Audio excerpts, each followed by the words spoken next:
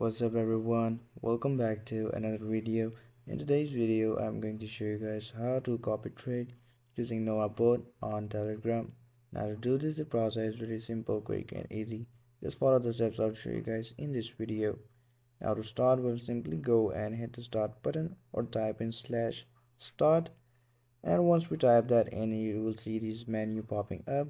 This is my current active wallet of NovaBot. You can use this wallet address to deposit some Solana in it in order to get started with this bot.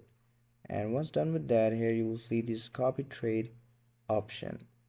Simply go and click on this option and you will see this menu popping up.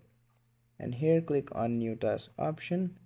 Once you click on this new task option, it will ask you to send a wallet address that you want to copy trade from. You can also go and select this mass add option. Now this allows you to simultaneously copy trade multiple wallets, and it will ask you to paste the addresses in line of multiple wallets. For now we're just gonna go and select new task, and here we need a wallet address.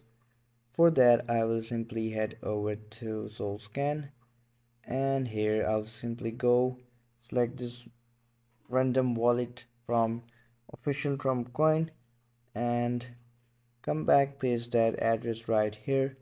Once pasted, it will show you this big menu popping up right here. Let's have a look at this menu.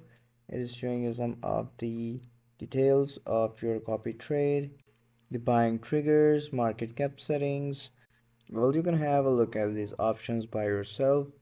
Coming back to the main menu, you can give your task and proper name.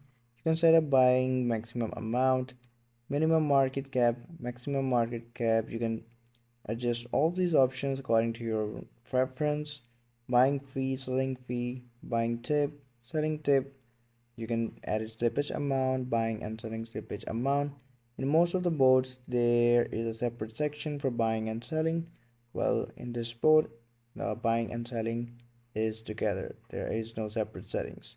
Well, once done with that, simply go and click on the start all button and your copy trade would be active. Well, that's it for today's video. I hope you found this video helpful. I'll see you guys in the next video.